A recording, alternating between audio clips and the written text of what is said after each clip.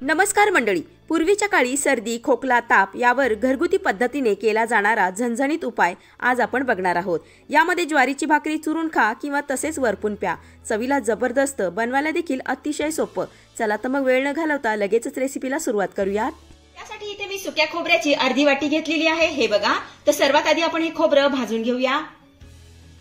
त्यासाठी हे खोबरं मी गॅसवर ठेवून घेते. हे बघा अशा पद्धतीने. त्यानंतर चिमट्याच्या साहाय्याने याला अलटी पलटी करत आपल्याला सगळ्या बाजूने छान असं खमंग खरपूस भाजून घ्यायचंय.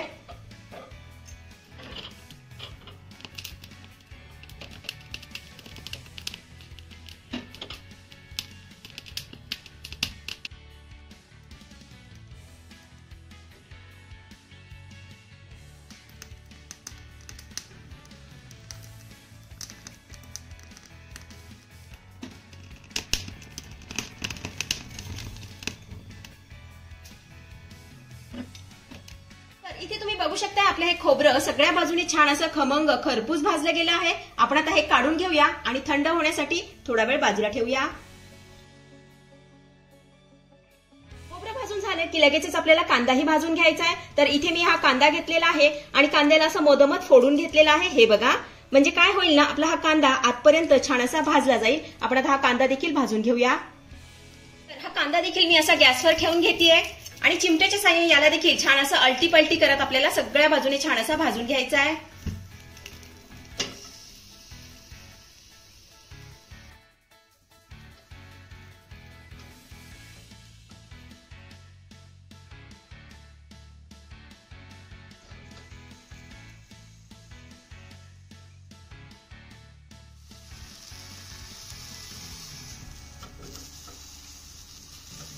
इथे तुम्ही बघू शकता आपला कांदा देखील सगळ्या बाजूने छान असा भाजून झालेला आहे. याला देखील काढून घेऊया आणि थंड करून घेऊया. इथे आपला कांदा आणि खोबरं छान असं थंड झालेलं आहे. हे बघा. आता याचे आपल्याला बारीक असे तुकडे करून घ्यायचे.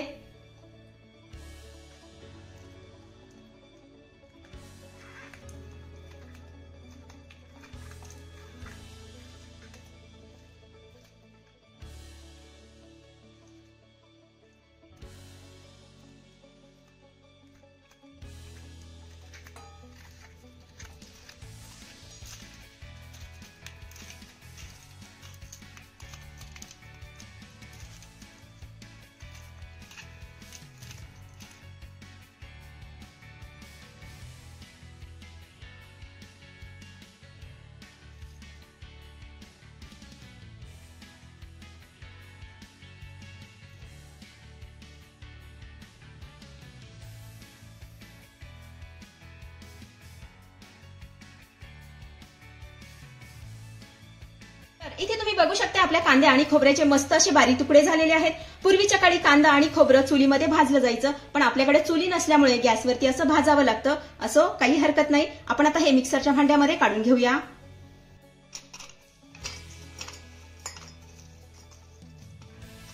कांदा आणि खोबरं मिक्सरच्या भांड्यात काढून झालं की यामध्ये आपल्याला 10 ते 12 लसूण पाकळ्या घालायच्या आहेत. त्यानंतर अर्धा इंच आल्याचे मी असे तुकडे करून घेतलेले आहेत, यामध्ये घालूया. त्यानंतर मुठभर कोथिंबीर यामध्ये घालायची आहे. त्यानंतर छोटी अर्धी वाटी यामध्ये आपल्याला पाणी घालायचं आहे. त्यानंतर याला झाकण लावून मिक्सरवरती याला बारीक असं वाटून घ्यायचंय. तर इथे तुम्ही बघू शकता आपल्या सर्व साहित्याचं मस्त असं बारीक वाटण करून झालेलं आहे. हे बघा. आपण आता हे थोड्या वेळासाठी बाजूला ठेवूया. त्यानंतर गॅसवरती मी कढई ठेवलेली आहे. आता यामध्ये आपल्याला 2 ते 3 चमचे बाजरीचं पीठ घालायचं आहे. त्यानंतर गॅसची फ्लेम आपल्याला लो करायची आहे आणि लो फ्लेमवरती आपल्याला हे बाजरीचं पीठ 5 मिनिटं छान असं भाजून घ्यायचं आहे.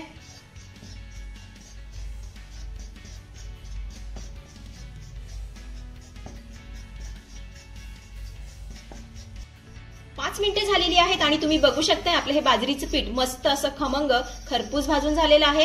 काढून घेऊया आणि थंड होण्यासाठी थोडा वेळ बाजूला ठेवूया.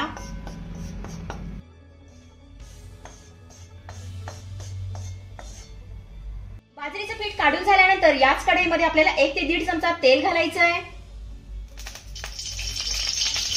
तेल आपलं छान गरम झालं की अर्धा चमचा यामध्ये आपल्याला जिरे घालायचं आहे. त्यानंतर कढीपत्त्याची पानं यामध्ये घालायची आहेत. त्यानंतर आपण जे वाटण तयार केलं होतं ते यामध्ये घालायचं आहे.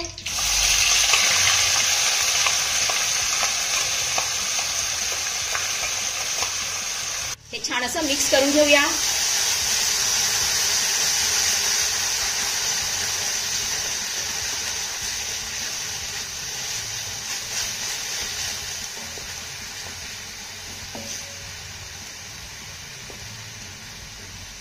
आपलं हे वाटण छान असं मिक्स करून झालं की यामध्ये आपण काही मसाले घालून घेऊया।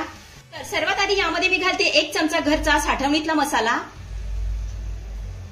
त्यानंतर अर्धा चमचा गरम मसाला यात घालायचा आहे, अर्धा चमचा काश्मीरी लाल तिखट घालायचं आहे, अर्धा चमचा हळद घालायची आहे। आता हे सर्व मसाले आपल्याला छान असे तेल सुटेपर्यंत परतून घ्यायचे आहेत।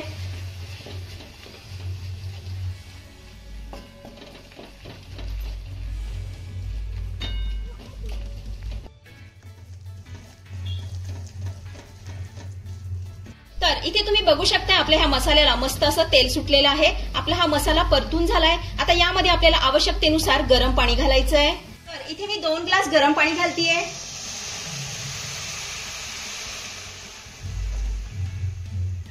त्यानंतर यामध्ये आपल्याला चवीपुरतं मीठ घालायचं आहे। त्यानंतर याला छान असं मिक्स करून घ्यायचं आहे।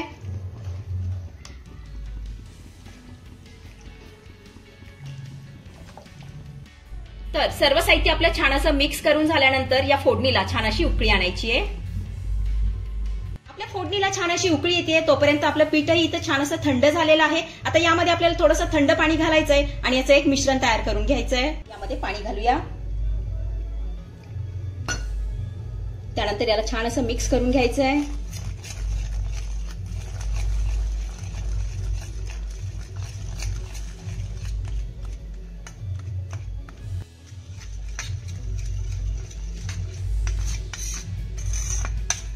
तर इथे तुम्ही बघू शकता आपलं हे मिश्रण बनवून तयार झालेलं आहे। हे बघा इतकं पातळ मी करून घेतलंय। तर इकडे आपल्या फोडणीला देखील छान अशी उकळी आलेली आहे। आता यामध्ये आपल्याला बाजरीच्या पिठाचं मिश्रण घालायचं आहे। त्यानंतर हे छान असं मिक्स करून घ्यायचं आहे।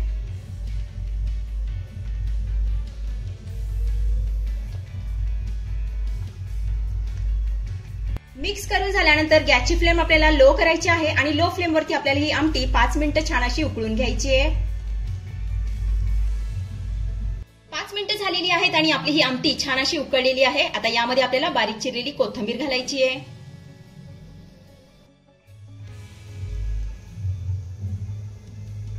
तर अशा पद्धतीने आपली झणझणीत बाजरीच्या पिठाची आमटी बनवून तयार झालेली आहे। यामध्ये तुम्ही ज्वारीची भाकरी किंवा चपाती सुद्धा खाऊ शकता। भातावर सुद्धा ही आमटी छान लागते किंवा अशीच वरपून प्याली तरी सुद्धा छान आहे। आपण आता ही आमटी काढून घेऊया। तर मंडळी, आजची रेसिपी तुम्हाला कशी वाटली, आवडली असेल तर मला कमेंट करून सांगायला अजिबात विसरू नका। आणि हो, सर्वात महत्त्वाचं म्हणजे खाली असलेलं सबस्क्राईबचं बटन दाबून शेजारीच असलेलं घंटीचं बटन दाबून ऑलवर क्लिक करा, जेणेकरून येणाऱ्या माझ्या नवनवीन रेसिपींचं नोटिफिकेशन सर्वात आधी तुम्हाला दिसेल। धन्यवाद।